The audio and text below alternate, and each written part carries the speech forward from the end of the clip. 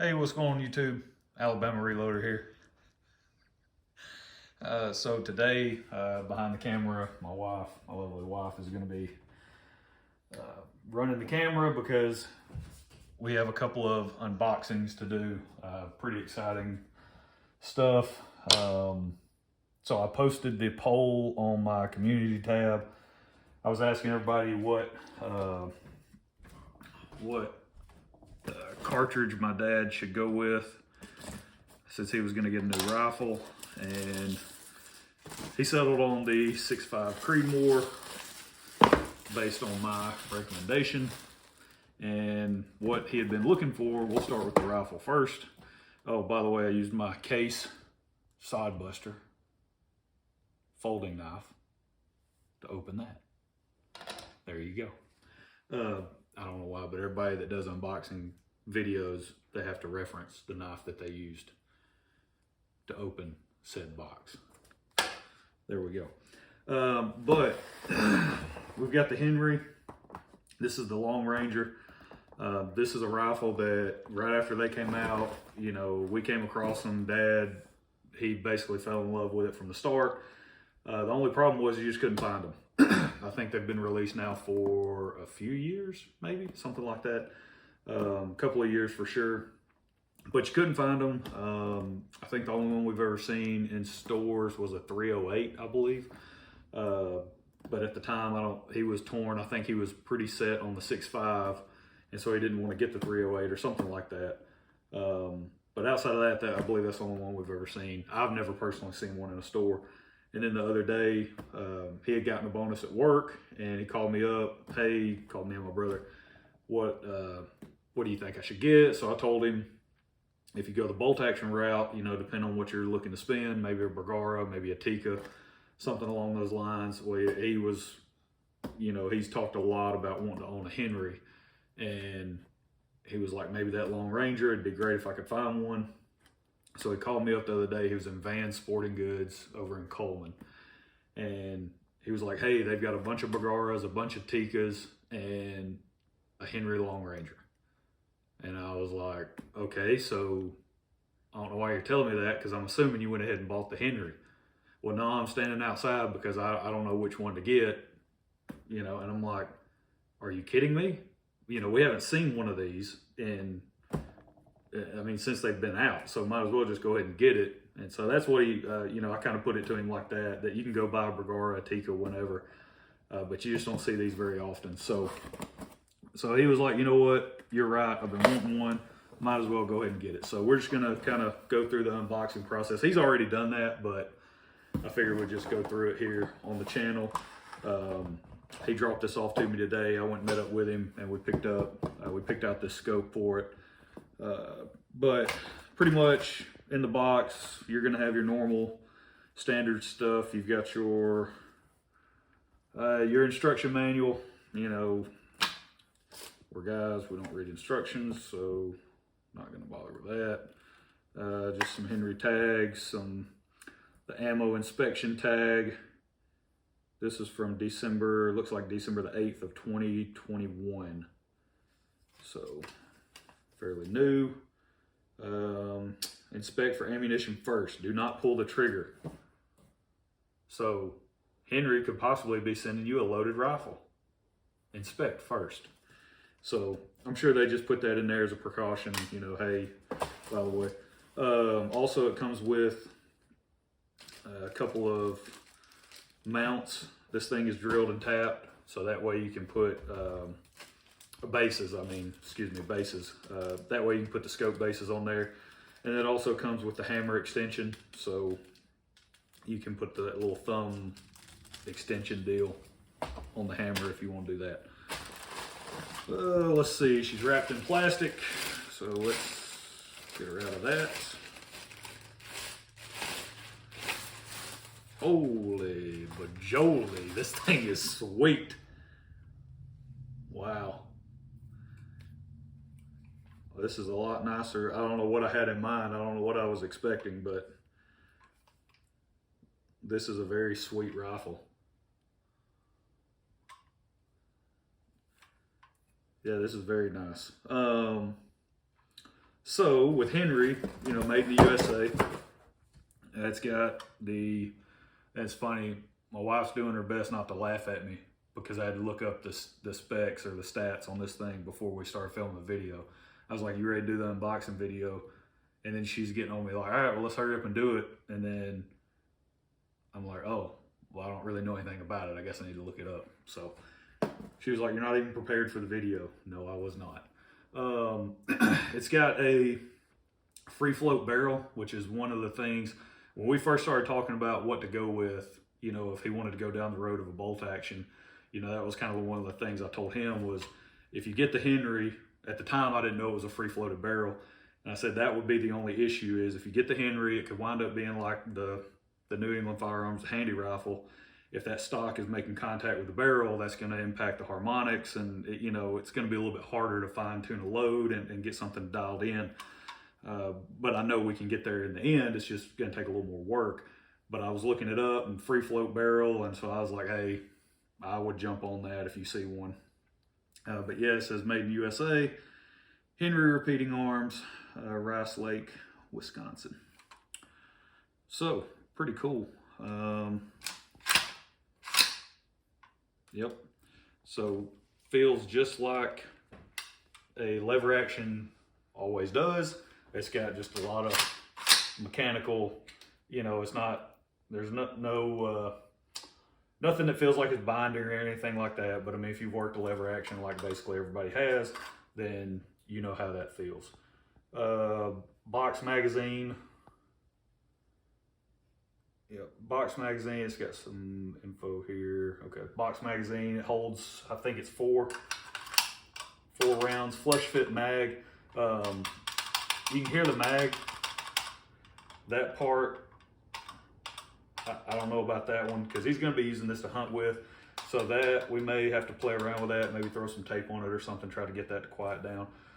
But 6.5 Creedmoor, the barrel is 22 inches long, 1 1/8 twist. So it'll stabilize the heavy stuff, which is what I'm going to be using to sight this guy in. I'm breaking the barrel. I've got some 160s loaded up that I shoot in my 6.5 Creedmoor, so that's what we're going to be using. On the website it says it weighs in at 7 pounds, so I'm not going to weigh it. We'll just make that assumption that it's 7 pounds. Like I said, drilled and tapped for these little scope bases here. That I'll be adding to it, and then we'll get the scope mounted up. So overall, really sweet. Babe, I wouldn't mind having one. So just FYI. Noted. Yeah, noted. They make this. They offer this in 223, 243, 6.5 Creedmoor, and 308. So those are your cartridges. The 223 is a 5-round capacity. I think 4+1. And then the 243, the 6.5, and 308, I believe it's 4. What else? I think that's about it. Pretty straightforward stuff.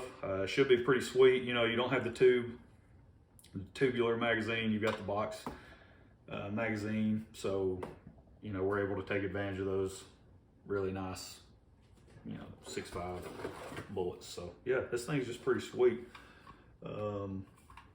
Pretty thin profile on it, just like every other lever action that I've ever held. That's one of the positives about them, is just their overall thin profile. Yeah, should be great. And I know on Henry's website, one thing I did notice, you know, is the marketing material, right? They say bolt action performance with the, I think it says bolt action performance with the speed of a lever action. Well, I don't know about y'all, but I've never been able to have follow-up shots in the woods. And I know it does happen for some people. I've talked, a guy at church, he took 4 shots at a deer one time. Finally hit it with the 4th shot. The deer stood there the whole time, never moved, and he finally hit it with the 4th one.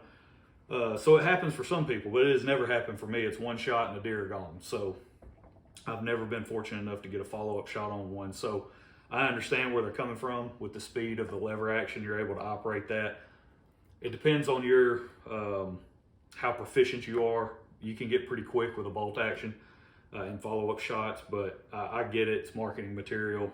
You know, the main thing I want to see is how, what does this accuracy look like? It looks like a thinner barrel on the profile, which is what you would expect. So I'm looking forward to digging into this one with the accuracy. But that's the rifle. We needed a scope to go on top of it. So we went with the Vortex Hog Hunter. This is the 3 to 12 by 56. Yeah, Crossfire 2. So it really came down to the budget, the price point that he was looking at. He wanted to keep it under $400. And it's just, part of the problem is a lot of the scope manufacturers now, they've gone away from a duplex reticle. And that for the hunting and shooting that we do, a duplex reticle, in my opinion, is the perfect reticle that we need. And it was just all of the scopes that we looked at, you know, they've got their bullet drop compensating reticles. They've got their, you know, all the hash marks and everything. It's more of a tactical style reticle, target shooting, that type of thing. It's not going to do, it's not really suited for what the hunting and shooting that we're going to be doing. So we ended up going with this one. It was kind of, we got the best bang for the buck, I feel like, on this guy. It was $299 before tax. He had a bunch of gift cards to Cabela's, so that's where he ended up picking it up. So yeah, so it 3 to 12 by 56, and then the illuminated reticle. It's got basically, I'll show you this here. So it's got the little fire dot, if you want to call it that. That's what Leupold calls it. They call it a fire dot. I think, yeah, they call it a V-Bright. Vortex calls it the V-Bright. So yeah, just that center dot is illuminated, which is going to be really nice in low light settings. So there's our scope. That's how it comes packaged, just like pretty much almost every other scope. Ooh, fancy little cleaning cloth that I'm not going to use because it's not my scope. Give that to Dad. Then you've got your product manual. I'm assuming instruction manual tells you all about how to set the diopter and focus on the reticle and all that stuff. It does come with a battery, so that's nice. I couldn't remember if it did or not, but it comes with a battery, and then also your sunshade. So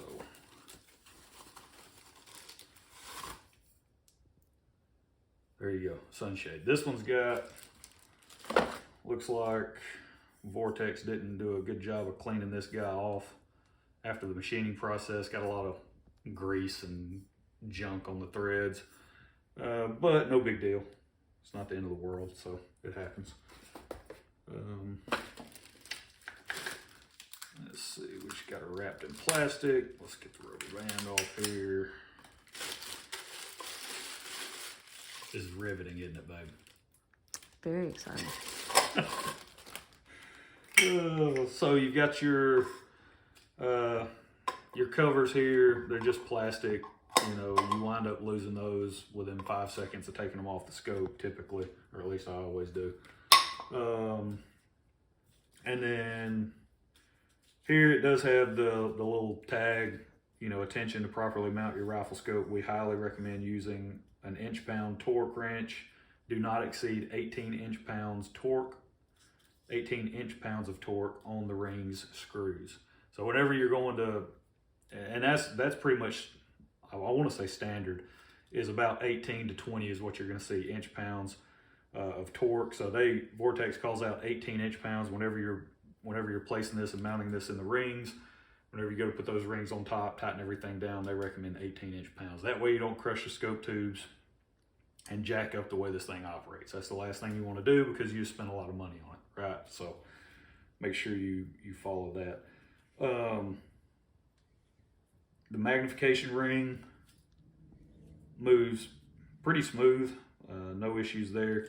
The illumination adjustment is right here on top. You've got 11 settings that you can go through, 0 to 11. Then of course you just undo the top piece there, put your battery in, your fast focus eyepiece, diopter adjustment, you know, that way you can basically focus the reticle to your eye, make sure everything is squared away there.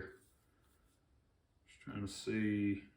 Oh yeah, made in China. So this one is made in China. I don't know where the rest of the Vortex stuff is made. I think some of their higher end stuff may be made in Japan. But this one's made in China, so just in case anyone's wondering.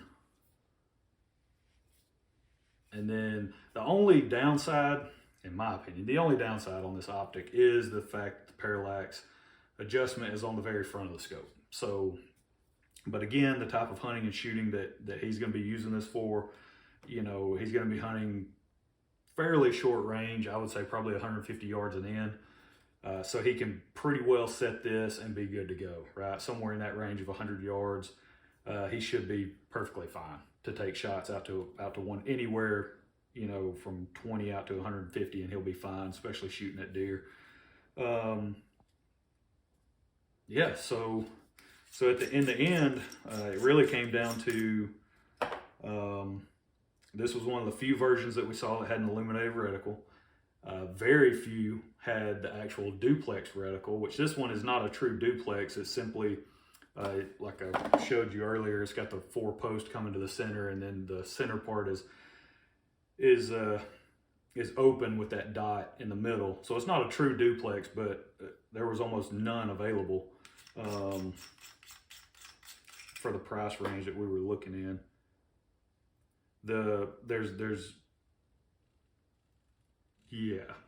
very little actual audible noise when you're making these scope adjustments. So that's the other thing.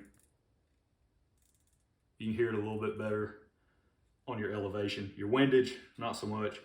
But this is not some tactical exposed turret setup. That was another reason we wanted to go with cap turrets. He's probably going to be knocking this thing around, even though this is a really nice rifle that he's wanted for a very long time. Again, this is more of a tool, so it's going to be treated as such.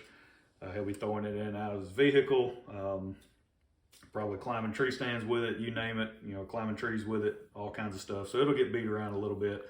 So we wanted to make sure we had something that was capped, not exposed. That way we don't have to worry about accidentally, you know, adjusting our scope. Yeah, so that's really it. I'm gonna get this thing mounted up, and then you guys, I will take it to the range. You'll probably see quite a few videos on this rifle, working up loads for it, you know, working on load development, getting it sighted in.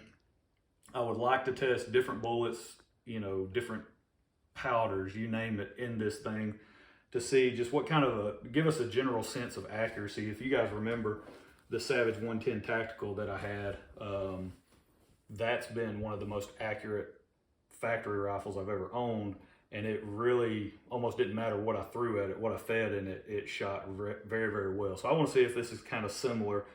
I don't necessarily expect that level of accuracy out of it, but I do think we can work up some really, really good loads. So yeah, that's it. That's all. There's our package. There's our Vortex Crossfire 2 Hog Hunter, 3 to 12 by 56 millimeter objective, Henry Long Ranger 6.5. So that's it. Y'all stay tuned. Yeah, we'll catch y'all next time. Y'all have a good one.